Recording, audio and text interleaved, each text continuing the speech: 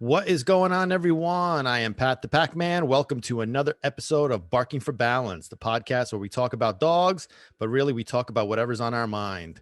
Today, on this episode, I want to talk about my buddy Peanut. I mention him quite often, and today I've decided I'm going to go a little bit into depth about that. I'm actually going to show you his little shadow box in a little while, so you can see everything that I have from him. I'm gonna get a little emotional about that, but c'est la vie. A little French. Usually talk Sicilian. Today we're talking a little French too. Multilingual here. Uh, and then I'm already getting a little emotional just thinking about it. But I'm also going to talk about the three personality of dogs, and I want to touch up on about regret. Something about regret. I want to discuss about regret, and not that I have any. In fact, I have just one, and it pertains to Peanut, as a matter of fact, which I thought about this, and I figured it's the perfect time to get that in there. So, um, a little bit about my background. I never had any pets growing up. I never had any pets for most of my life.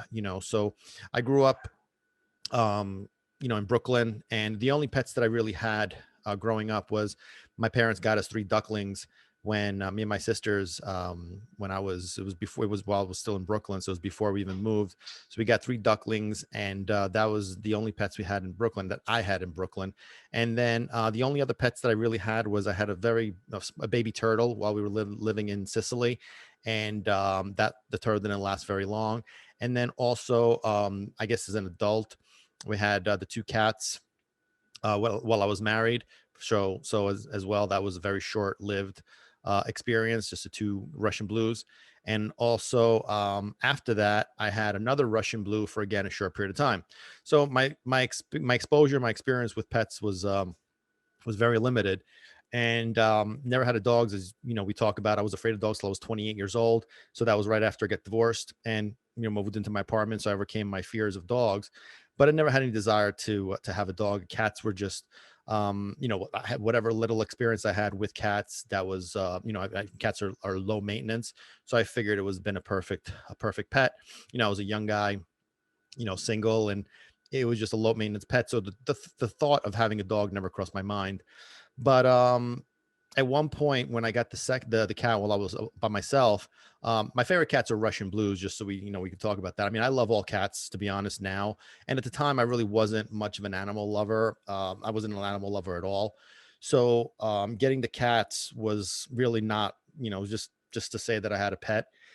And now, I have my own little zoo here, including, I take care of the feral cats outside, and gotten a few adopted as well. So I've actually been able to domesticate a few of those cats, and one is in the works right now. So we're gonna be talking about that on a separate podcast. We're gonna have to adopt my little buddy Scooter. Trovo casa Scooter. No, Scooter. Her name is Scooter. No, Scooter. Scooter. He's like grayish. I'll show you pictures and videos. So we're gonna try to find him a home next. And I guess I'm just Dr. Doolittle over here. So anyway, yeah, so really, like I said, my exposure was very minimal. And when I got the cat when I was by myself, the cat was really short lived because she really didn't get along with Peanut, and that's why, unfortunately, again, my mind really wasn't on like making it work or whatever. So I ended up giving her. I didn't give her back to the shelter. I ended up adopting her out to one of the accountants that I was affiliated with back in when I was a financial advisor, and she lived a happy life. They loved her, she loved them, and it was just a match made in heaven. I was God made that happen because I was praying like, Peanut and her never didn't get along, and I really didn't know what I was doing. And to be honest, like I said, I really didn't care. So, but I knew that it was a good situation, and I had to rehome her. Now that would never happen, but back then I was a different person, and you know, I knew I didn't want to bring her back to the shelter. And again, that was, God helping me out with that. And we ended up finding her a great home, at the last minute with one of my accountants with his daughter and his wife. And, she lived a great life and she was happy as a cat in shit, I guess, Era beda como o culo ratarieda. I think we mentioned that before, but that's an old saying too, but has no relevance to this. But, we're talking about cats. So atarieda, there it is. Um, E pigliare a tarrieda, that's another thing. There's a lot of Sicilian sayings that have cats involved. Biedda como culo da tarrieda, which means beautiful like the ass of a cat. And un pigliare a tarrieda, which means don't get the kitten or get the cat, which means don't get drunk. Or pigliare a tarrieda means getting drunk. So you get a cat and you get drunk. Sicilians have some weird sayings, but you know what? It's all good. So I love saying them. So it's who cares? I'm gonna translate those in English. I'm gonna go grab a cat later on. You guys want to grab a cat with me there? Anyway, so it's Attaria Dut. So technically, it's a kitten or a small cat or something along those lines. Um, anyway, so hey, listen, barking for balance. We talk about whatever we want to talk about on here, so it's all good. But yeah, so getting back to the whole pet situation. So, like I said, Russian blues were always my favorite cat. They still are, with the green eyes and that bluish, gray bluish coat, which is kind of funny because I think that's the reason why I started watching The Dog Whisperer when I fell in love. As you guys may remember, I started watching The Dog Whisperer because there was a dog that had caught my attention, and it was a gray bluish dog. Of course, it was Junior, Cesar Milan's dog. And it was, I guess, that color has some kind of thing. I mean, blue is my favorite color. I mean, so your beard, blue, blue, blue, blue, blue, blue, blue. It's actually the same word in Italian and in English. Blue is the same thing, except it's spelled without the E. So it's BLU. That's how you spell blue in Italian. But little lesson on writing there in case you cared. But so Russian blues are just my favorite cat, and that color just caught my attention, and that was the three cats that I actually had were Russian blues. So, which is funny because Scooter outside is like a little grayish blue. He's like one of those tabby cats. He's got like the lines, but he's cool. We're going to talk about him. I have some videos with him. I'm going to get him a home. He's really, really, really come a long way for a feral. I guess I'm like the feral cat whisperer too here. Cat man, we'll call myself. And anyway, so getting back to, I'm trying to avoid this topic because I'm going to get a little emotional, but I'm going to try my best not to tear up, but we'll see what happens. Anyway, so then, like I said, I had Sterling was the cat, and during that time, Sterling was not the kind of cat that I was looking for. I was looking for like a cat that was like cuddly, that was I could hold and I could put on my lap and I could pet and stuff. And she was an older cat, and she just didn't want that kind of stuff. Like after a while, it just felt like more of like a chore. Like she wasn't like a companion, and that's what I was looking for. So that's when I started wondering. I started thinking, you know what, maybe it's time I get a dog. And that's exactly what I did. And so, of course, Peanut came up from a pet store. This was before, I knew anything about this. He was a Shih Tzu poodle, and he was beige and brown when I saw him. Brought him home, didn't have a clue what the hell I was doing, and took a week off from work and started practicing stuff with him, the basics stuff, the house breakings and the leash walking. And I was surprised, to be honest, because as much as I had no clue what I was doing, somehow there was something deep down. I guess I did have a clue somehow. I guess God was, showing me that this is the path, because again, no exposure to dogs, no experience with dogs. I mean, I had, very little knowledge of animals in general, no knowledge of dogs at all. And yet I was teaching this dog, basic stuff, sit, stay, lay down, walking on the leash. I was housebreaking him. I mean, it was just, it was weird. And and it was working. Now, looking back, I could see how a lot of it really wasn't really related to me, but some of the techniques that I was using, it was just, there was no internet back then. There was no books. I had no dog trainer. It was just, I guess I was just using my instincts and just doing what felt right to get the job done. And it was working, and, Peanut was predisposed to be perfect. Everything I did was wrong. I know that now, but he still turned out 99% perfect. I mean, he had his quirks here or there, but they were really, really minor compared to the big picture. He wasn't socialized, but he still wasn't aggressive towards all. I mean, I had him around like people and children. I mean, he was just perfect in every way and had nothing to do with me. I'm going to get into that in a little while, but I remember when I first brought him home, it was scary because, he cried all night long. And, I remembered that I was in bed and I had his crate next to the bed, and he was just whining. And there was like all these theories, which now I know are just stupid. They were telling the people were telling me, yeah, you get a clock and you wrap it with a towel, and resembles. It reminds him of his mother's heartbeat, which was bullshit because it didn't do anything. I think he shit on the freaking towel, for crying out loud. He still cried and whined and barked all night. But I remember I put my hand by his crate and he ended up falling asleep, and then I think I did that the night after. I'm not sure. But after that, he was just no problems, and I crate trained him, and, he was in his crate and the whole bit. And like I said, there was really no comment. It was almost like having a dog is easy. This is a piece of cake. That's what I figured, because I did everything wrong. Like the way I used to feed him was I just have a bowl of food out there and just pouring it in every single day. Like I don't even think I washed the bowl in all the years that I had him. But he was just awesome. He was just so cool, and he was just a little love bug. I remember the first time, being a Shih Tzu poodle, I had to take him to the groomers because his hair was getting really long. And when I got him, of course, they had like a little bow on his head. I'm like, what the hell is this? But the worst part was that he came back beige. And like I said, he was brown and like a dark beige, but mostly, I'm sorry, it was brown, black, and like a little bit of beige, but not much, but it was a dark beige. And he came back and he was like this almost white. I'm like, this is not my dog. And I was arguing with the freaking groomer. I'm like, this is not my dog. And they're like, yes, it is. I'm like, no, it's not my dog. This is my dog. I had a picture of him. This is my dog. And they're like, no, this is your dog. This is not him. This Overo gone. I was like, what are you drunk? See,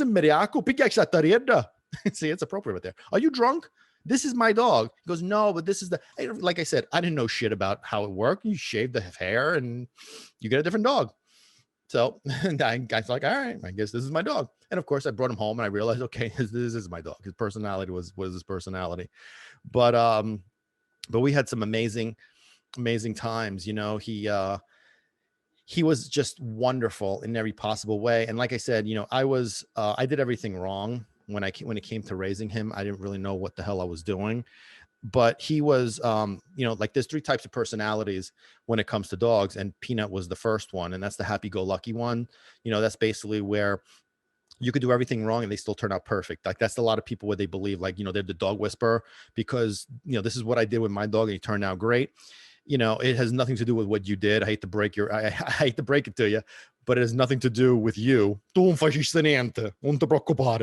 was just, that's just the dog. And that's a lot of times, people get those types of dogs often and they think like they just know it all and they're great. And all of a sudden they get the dog that just challenges their knowledge and they realize maybe I don't know shit, or, depending on the person, they blame the dog for it. But regardless, it's just some dogs are just predisposed to being whatever. They don't really care. They don't want to be in charge. They just give me a bowl of food, throw me a ball. I don't care. Do whatever you want. It is what it is. They're just super submissive types. Then there's a second personality, which is Socks. My pit bull Socks. Now, Socks is the dominant personality. He's the one that wants to be in charge. And that's why I was having such a difficult time with him at the time, was because he was challenging me and he was not going to give in until he realized until I made him realize that I could handle that role of authority figure, that role of leader. And of course, I couldn't at that point. And that's why it was a struggle. And he just, would battle and just take over. And that's really what happens with those type of personality. That's why a lot of people that don't have like that authoritative attitude or don't want to become that authoritative attitude, those dogs just bulldoze them. And that's just how it is. You have to earn the respect and the trust of that dog. That's really, really what it boils down to.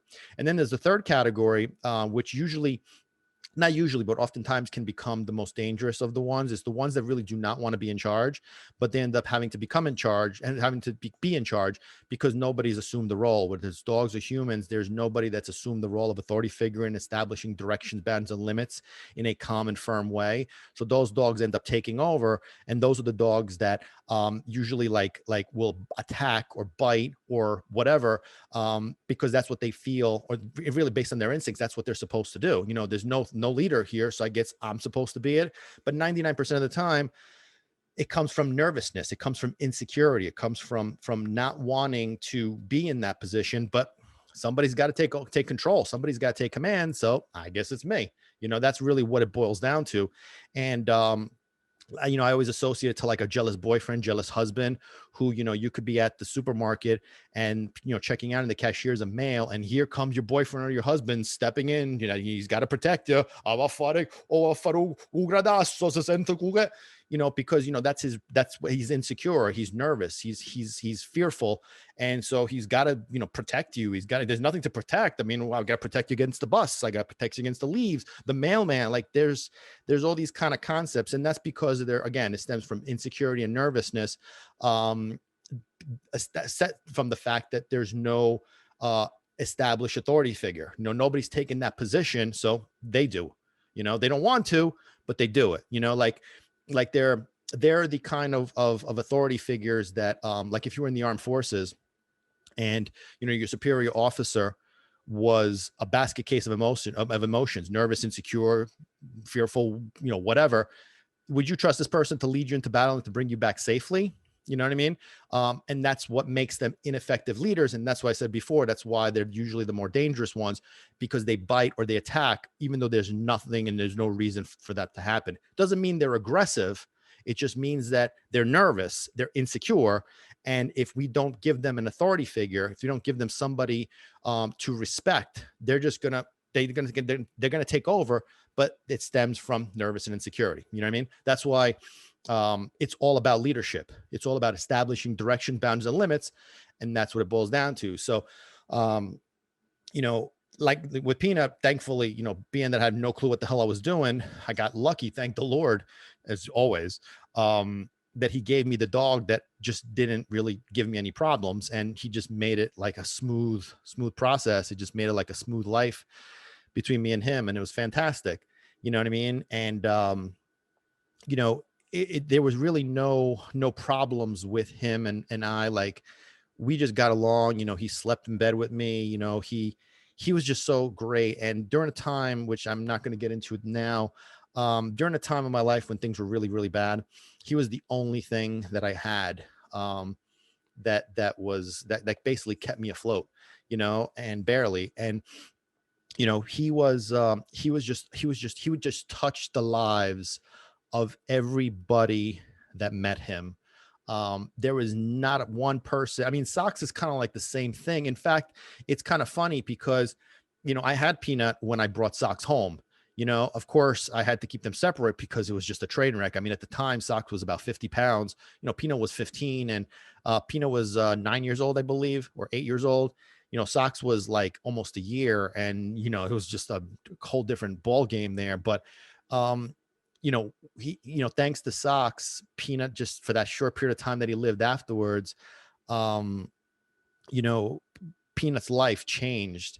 I also had a girlfriend at the time who was a major animal lover, and she kind of like, helped the transition of me becoming an animal lover, because like me adopting Socks, having her around for like support in that regard helped to, for me to think that we could do. I had backup basically, and, she was an animal lover, so she knew what to do. So she made his life a lot better. Like, we would go to the dog park, and, thanks to Socks, Peanut would come too. So we'd be at the dog park, and here's Peanut playing with dogs. And of course I was nervous. And at that point I was also learning what to do, so my confidence was growing, and I was learning what to look for and what to do, and how things go. But it was weird because, like I said, Peanut and Socks grew up, and I like to think that Peanut's, I used to tell Socks, like, that's your little big brother.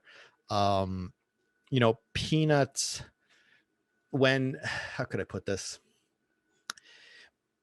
When Cesar Millan got Junior, Daddy, who was his first pit bull, was getting older. So Junior was kind of like raised by Daddy. So he kind of like absorbed and became how could I put this? I'm getting really emotional talking about this, but Daddy's energy was kind of like transferred into Junior. So Junior was raised by that energy, by that personality. So of course he's going to mimic some of that. And the same thing I see with like Socks. A lot of Peanut is in Socks, like he was his little big brother. It was different size. They never, there was never an issue, between the two of them.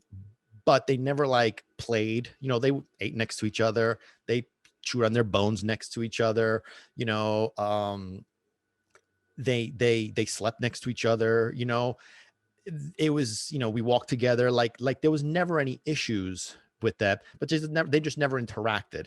And and that's okay. There was nothing to reason. Peanut would not have wanted that. Like when Socks, after a while, when Socks tried and was looking to play with him, Peanut wanted nothing to do with it. Peanut, again, he was older. He wasn't that kind of dog with Socks. Socks's energy was like a level 30. Peanut's energy was a level 5. So it just wasn't a good match from that perspective. But again, my role in this was to make them coexist with no issues, which I am, through God's guidance, thank the Lord, we did exactly that. They coexisted with no issues, and that's exactly what I was looking for. And so before even Socks arrived here, while I was watching The Dog Whisperer, there was an episode where a handicapped girl was looking to have her dog rehabilitated by Caesar because she wanted to make him a therapy dog, and she was in a wheelchair. And like I said, I really wasn't knowledgeable of this stuff at the time, but I was like, and I started to learn and do a little research on the whole therapy dog situation. And I was like, you know what? Peanut would be perfect at being a therapy dog. And so I signed them up, and I took him to take the exams, all 16 tests. I think it was 16 at the time. And that boy passed with fly. I have a video of the whole thing. He passed with flying colors, and he became a therapy dog. And I mean, I remember, they were passing him around, like the people there was like so many people and some kids and the whole bit, and they were passing him around. And oh my God, they were so in love with him. I had to like keep an eye. I was like, I was like, these people are going to take him and bring him home with them. But they didn't, of course. Not that I would let them kick their ass, it's my boy. But he turned into a therapy dog. And during that time also, there was a lot of struggles there. I was trying to find myself too, trying to figure out like what career I wanted to be, what career I wanted to do and where I wanted my life to go. And, I started taking him to like nursing homes in particular, and so I took him to nursing homes. And it was, the cool thing was there was a whole floor of people with Alzheimer's. And to be honest, I used to go on a weekly basis to this particular nursing home. And this particular floor really became my favorite for one simple reason. It was residents. It was elderly people that lived there, and they had like Alzheimer's and dementia and things of that nature, but they lived there. And when I would bring them to like the other floors, after a while, it just became boring because those people remembered him. You know what I mean? So they're like, oh yeah, what's up? It's a dog again.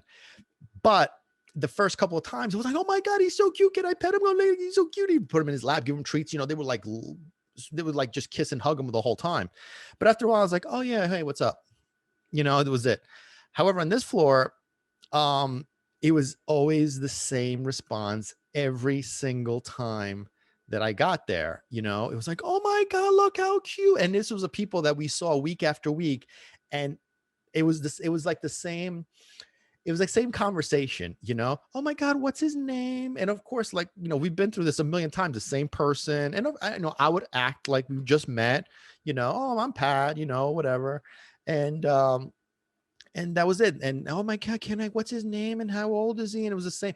But the best part was just their reaction of happiness. And he would sit on their laps and they would pet him and they would cuddle. He would lick their face and they would just love it, and these people wanted me to bring them like more consistently because it would light them up, and that's just how he was. Like he just lit up a room. He just stepped in and he just lit up a room. So making him a therapy dog was really not just beneficial for him, not just beneficial for those people, but it was beneficial for me because it kind of made me happy to make me feel like I was making a difference in people's lives. And again, at that point I was in the financial services world and I really wasn't happy, and I was trying to find something that made me happy. And this actually made me happy. Like I was looking forward to those Saturdays of going to the nursing homes and seeing those people like getting all happy and excited and watching Peanut just do his thing and light their world up. And I'm like, this is cool. This is what I've always wanted. I've always wanted to do something like this. And this is it. Thanks to this little 15-pound little guy. I mean, we're accomplishing that. And so and then Sox came, and Sox just changed his life. We started, like I said, we were going to the dog parks and we're going for walks, and we're doing just so much more dog like activities. And of course, this was part of me learning more about the dog world and what dogs required. So we're doing more dog like activities. And at this point, Peanut was 9 years old, and Sox was very, very high energy, and he needed just tons of stimulation. I used to walk him 3 times a day for an hour and a half each time. Had a dog walker come in 3 times a week. Took him to the dog park. I was working for them in the house, but he needed to have that interaction with another dog. And as much as I was getting it from the dog park, but him and Peanut were never like a perfect match.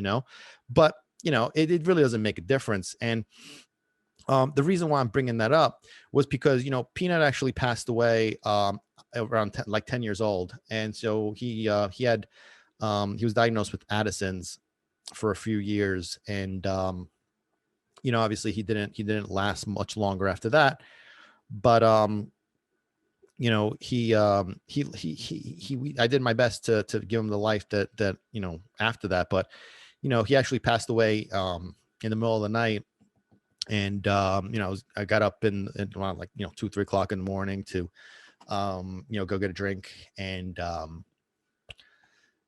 found them just laying on his side. And I called them, and no response. And like I said, I had my girlfriend at the time, and I called her over and I told her what was happening, and she came rushing over, and we rushed them to the emergency room. And I kind of already knew that it was a done deal. And that was the end of it. There really wasn't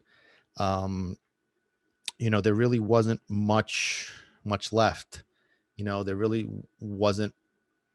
It was done. And as much as I was praying and hoping, but it was clear. But it was a tough thing, especially like the next day when I had to prepare just one bowl of food and take one dog outside. And the realization hit me quite a bit. But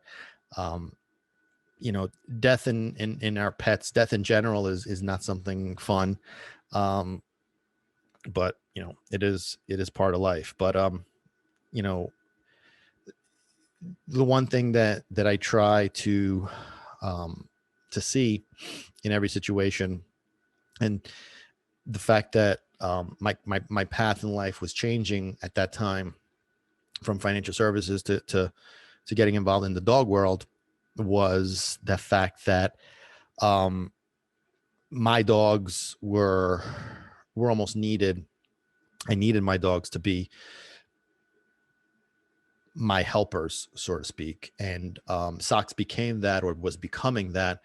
But Peanut wasn't that type. Like, he was phenomenal with people, but he was okay with dogs. He wouldn't have been the kind of dog that could have helped rehabilitate other dogs like Sox and Pepper did. And so not to say, and I'm not saying anything about the fact that I would give my left arm, my left and my right arm, to be honest, to have Peanut back here. But God knew that there was there was a reason why he had to go. There was a reason why he had to take him with him and bring him with him. And I know that he's with him. He's probably sitting on his lap right now, licking his face. Cute little guy. But you're gonna see a picture of him in a little while. But and that the reason why was Pepper was what I needed for what we were trying to accomplish. Pepper was the perfect personality for Sox. I mean, they bonded from day one. They played and they loved each other. They slept cuddled up next to each other. Still to this day they do. They're snuggled up. They're brother and sister. And Peanut was the little big brother, and I wish that Pepper would have met Peanut. But Pepper was the perfect dog for for rehabilitating other dogs. Like, I call her Mama Pepper because of just the way she is. She just has a motherly attitude to her. And, just the other day I was outside with the dog from one of my neighbors who was acting a little rough with her and trying to get a little too excited. And she's putting that bastard in his place. And I'm just watching her and I'm like, you go, girl. She's helped me just like Socks has helped me with rehabilitating other dogs, and telling me how these dogs are feeling and what the truth behind them really is. And that's why so many dogs that have I've that when we used to board dogs here at home, people wanted me to board their dogs here because, like, they were being boarded, but really, like, Socks and Pepper were just helping them with their behaviors and just helping them overcome them and fixing those problems, even though it was really, like, weird because, like, I didn't really do anything except just establish the leadership role, but they did everything. And so people would just, and I didn't even realize this until they would tell me, like, every time when we take them home, they're so much better behaved. And I'm like, I didn't really do anything. They would give me the credit, but I didn't really do anything. It's not like I did anything different. I focused. No, they just came in and Socks and Pepper took over. And like I said, Pepper was just perfect when it came to that kind of stuff. So God knew that she's the dog I needed at that point based on what was going on in my life and what was going to happen in my life. And she was just necessary. So, unfortunately, Peanut was sick, and it's hard to understand, for me to understand how this happened, because I found them that way. And it I have not experienced the having to put a dog down, but you hear, like, the different opinions. When you put a dog down, you question yourself, and I get that. I understand. It's almost like you're killing your dog, and I get it.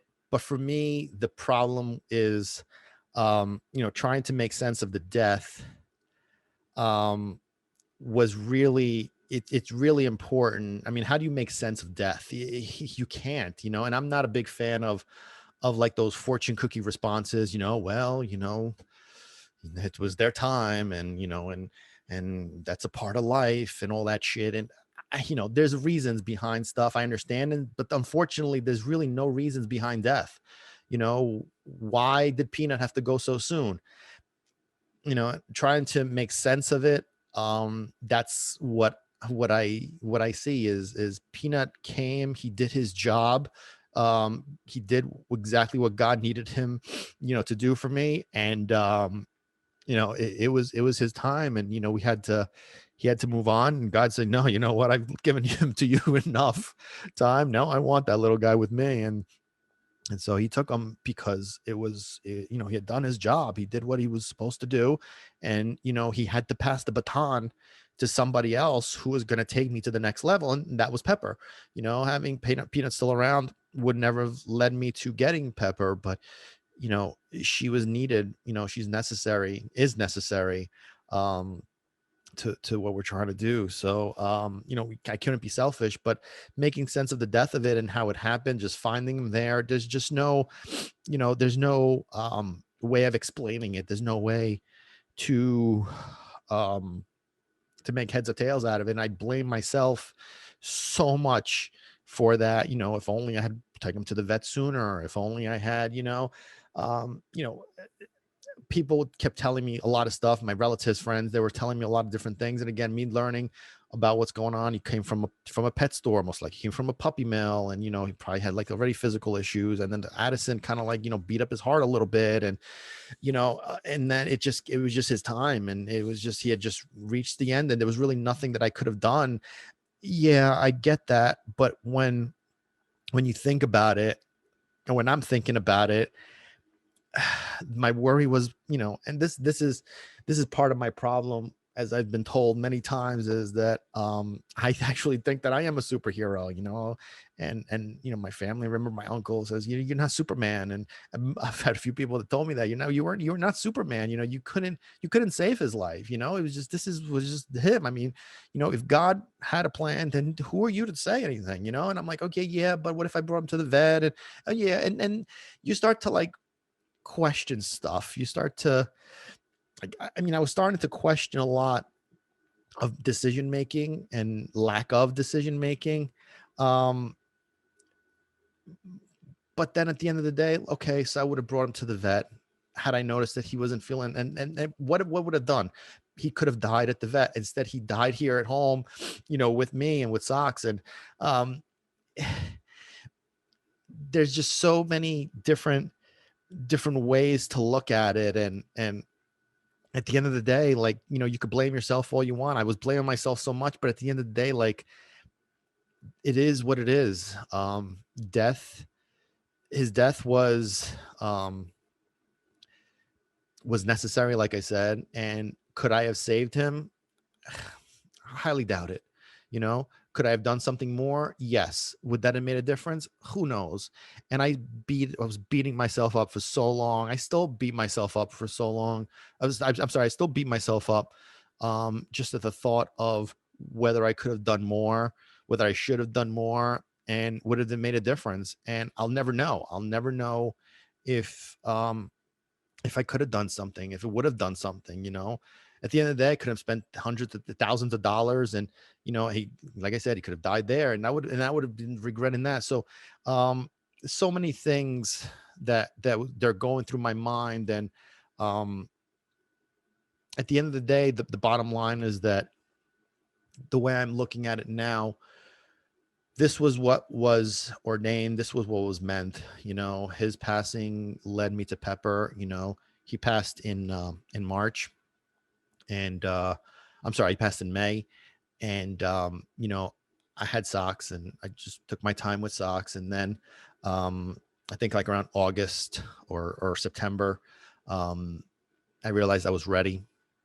I was ready for um, I was ready for another dog. Actually, I'm sorry. I think he passed away in April, if I'm not mistaken. Either April or May, I forget. Um, and I waited until like August or September till I was going to get another dog. And it's funny too, now that I'm thinking about this, because it was a similar situation with like Socks. There was one dog that I was going to get. It was a Chihuahua, like a grayish, believe it or not, it was a grayish blue Chihuahua. And I forget why that fell through. I think I decided not to do that because the Chihuahua just have been too small, and it wouldn't have been a good matchup to Socks. Then there was another, I'm just thinking about this. It was another fluffy thing. I wanted another fluffy thing. I forget it was like a Yorkie something, but it was a tiny little dog. It would have been like a 10 to 15 pounder. And when I went to the guy's house, nobody answered the door. And there was other dogs that kind of like same thing happened. And then I stumbled onto Pepper, on Pet Finder, saw her Pet Finder. She was in Pennsylvania, and no, not from a breeder. She was from a rescue, a phenomenal rescue. That place was, my God, that place was set up so nice. Um, it was a woman's home, and my God, in fact, I kept her information. I'm like, if I get another dog, I'll definitely get another dog from you. Her setup was so spectacular. It was incredible. And the dogs outside, she had like older dogs outside. I'm like, wow, these dogs are so well behaved, and like tons of puppies. It was so clean. It was just perfect. But I fell in love with Pepper because she had two different color eyes. And when I went to meet the litter, she just was the one that kind of like stood out. In fact, when I went to pick her up, I put her on my lap. She peed on me, so I guess she claimed me, a little shit. Mi pisciò tutta sopra, mi pisciò tutta. At least non me cacò sopra. At least she didn't shit on me. But yeah, but again, going back to the whole, death situation, it's with Peanut. You can't. I've learned that you can't make sense of death. You can only look and try to find a silver lining. When it comes to when it happens, the thing that I think I was struggling with, and I'm still struggling with, to be totally honest, is basically what I was going to talk about, which is the regret factor. Um, I don't regret anything in my life at all. I don't regret getting married, because every single mistake has led to something, and it's really my job, when something bad happens, to find something that can come out of it. Otherwise, you just wallow in misery, and you just beat yourself up for the mistake. But you have to, what I've learned is that you have to look for, something positive that in the situation. And if it's not there immediately, just wait for it. There are no such thing as mistakes. That's kind of like how I see it. When it comes to dogs, you do something and sometimes it doesn't work. Like sometimes a specific technique with a dog doesn't work. So you got to do something different. And that's kind of like the same thing here when it comes to people making mistakes or making mistakes in general in life. And I've made quite a few. Like for example, like getting married. That would have been that was still like my whole family still tells me the same thing. You shouldn't have done it. It was a big mistake. And I'm like, you know what?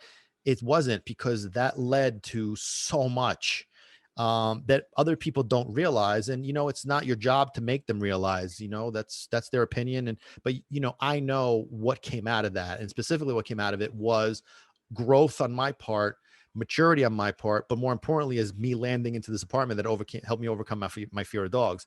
So that was the key here. And um the one thing that I regret when it comes to Peanut, and it's really the only regret that I have, is Peanut. Not having Peanut, don't get me, no, definitely not, is how I was with Peanut.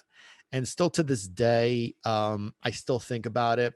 I still wonder about it, and it upsets me. And I would do anything to, like, turn the table, get in that time machine, that DeLorean from Back to the Future, and go back in time and do things differently with him.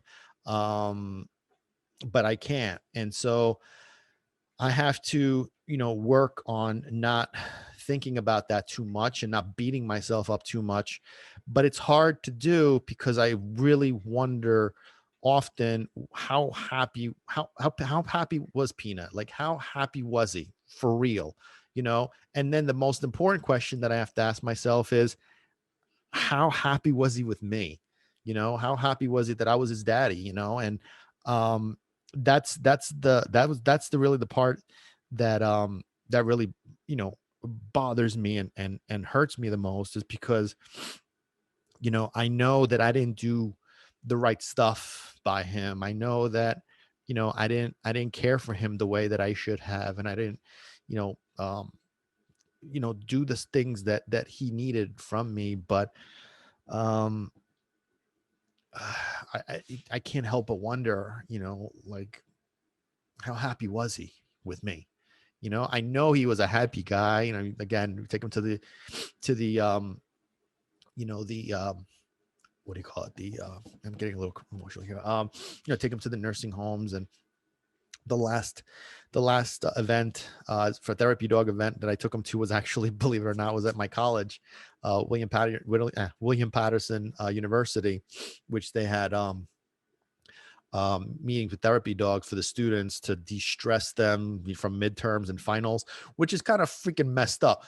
I want my money back, bastards. They were setting up these therapy dog situations for stress purposes, and they didn't have that when I was there.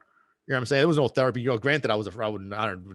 Maybe they were there, and I really never noticed because it wasn't my thing at the time. But these kids would come over and they would just pet them. And I remember there was other therapy dogs in the area, and Pino was just such a people person. He would just latch onto these people. And I remember seeing some of these other therapy dogs. There was two schnauzers, as a matter of fact, and they were like trying to fight with the other dogs. And here's Peanut just loving everybody up. And then there's a golden retriever that was like just pulling the owner with the leash, and it was just a shit show. And here's Peanut just doing his thing, and people are coming up to him, and I have videos. This was shortly before he passed. I want to say it was maybe like a week, 2 weeks before he passed, was the last event that we went to. And yeah, so the people are just loving him up, and he was doing his thing. And at my college too, which was cool. But like I said, I used to see him, like, just make people happy. And he just touched the lives of everybody, that he met. And he was loved, by everybody that he met. I mean, he just was so adored. You have no idea how many people, used to ask me that, to take him home with them. You have no idea how many people would do that. And that's just how he was. And so because of that, like, you know, I never, I still ask myself that question, how, how happy was he with me, you know, and I can't help but ask myself the same question: was, would he have been better off, with somebody else, Um, it's hard to fathom and hard to imagine. I mean, I know what he brought to me, but God damn it, I wish I would have done more for him and taking care of him and provided him what he wanted. And did I somewhat, did I provide him what he need? Did I provide him what he I don't know. I don't know. And I'll never know, you know. It's the only regret that I can honestly say that haunts me still is that. And um I'll never know how he felt about me. I mean, I know he loved me. I have pictures of him like on my chest, like staring me down and curled up on me when we were sleeping and just hanging out. And I have tons of pictures of those. But that's the beauty of dogs. They love you no matter what. But could he have been happier? Was he happy with me? I mean, I got to deal with this guy. This is the guy that bought me at the store. So I don't know, whatever. But I know I could have done more. I know I should have done more. I know I could have done more. But those are the two things that I regret. I don't have any regrets at all, but that particular one will stay with me forever. How happy was he actually with me? And I should have done more. Those are the two things that I really think about. How happy was he with me?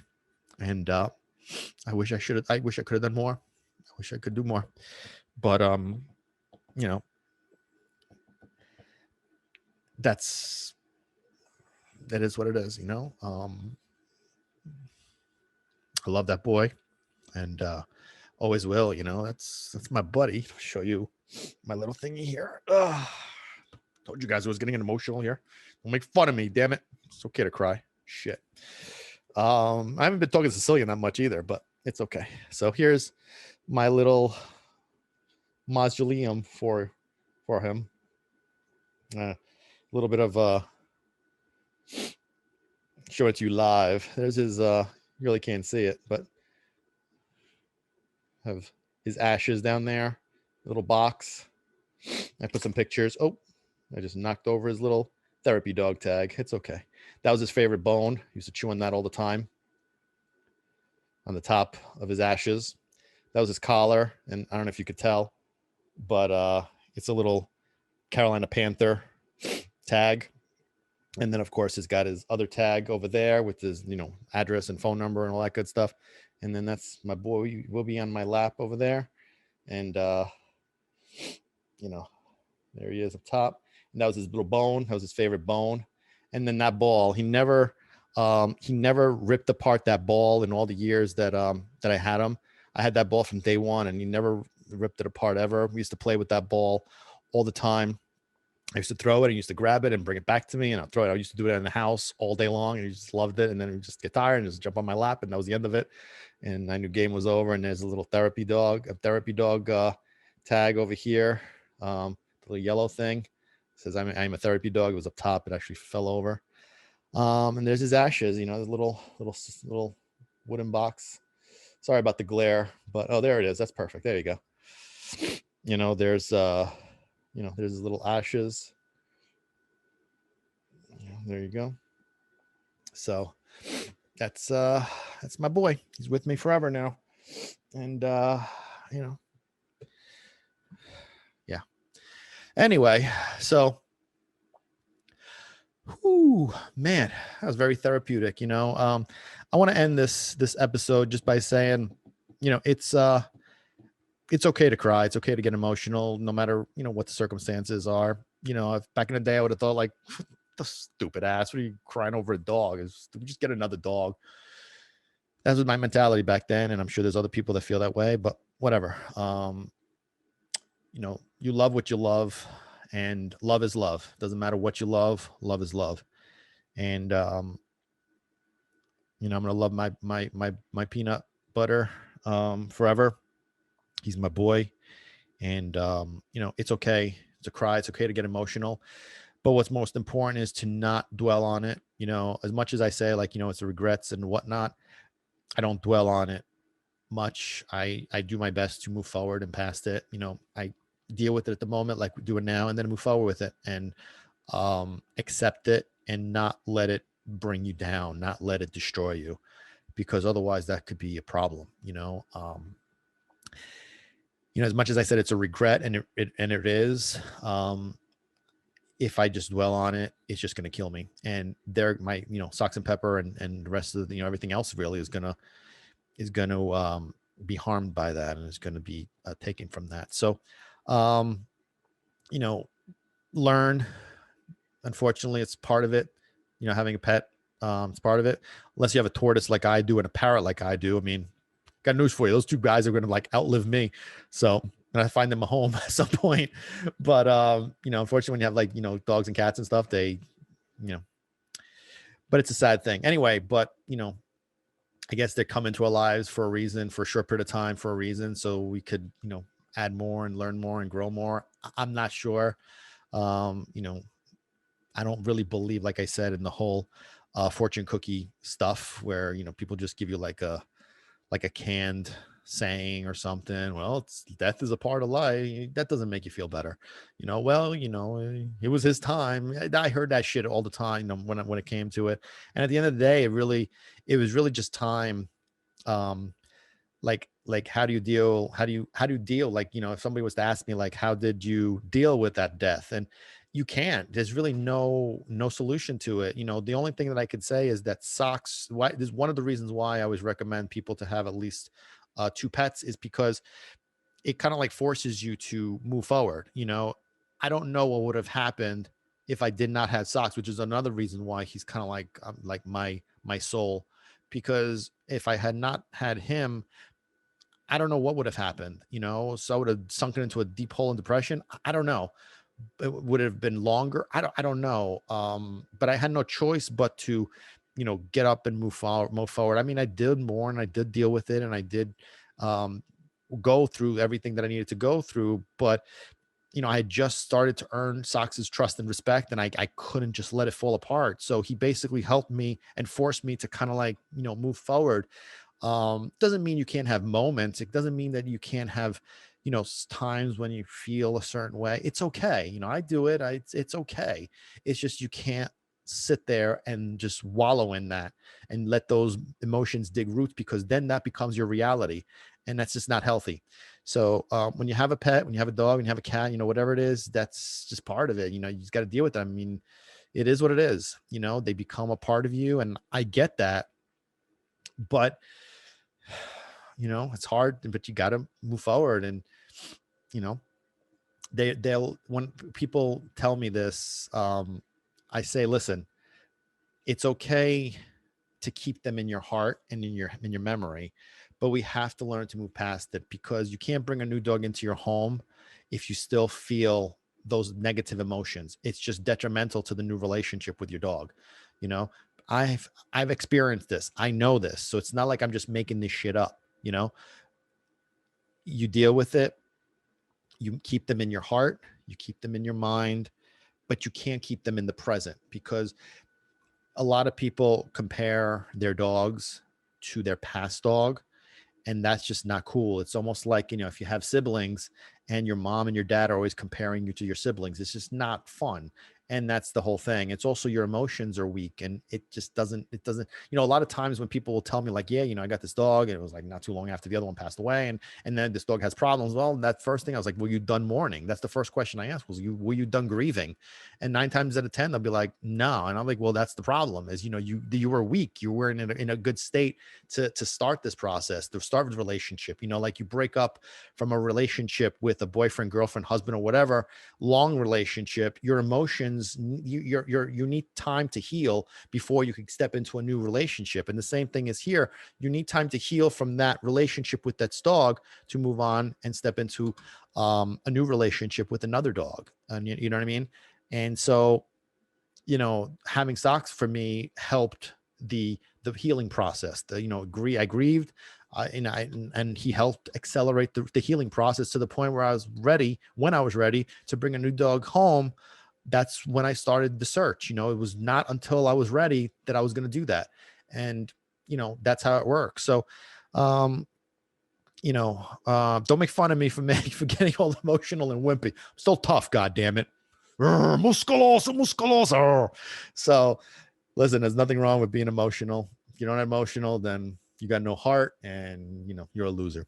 It's okay to get emotional. There's nothing wrong with it. So show those emotions, deal with those emotions, and move on. So you guys have any questions, let me know. Thank you for watching this episode of Barking for Balance. It was fun. I'm glad I got to share this stuff with you. And like I said, if you guys have any questions, let me know. Thank you for watching Barking for Balance. I am Pat the Pac-Man. See you next time. Bye.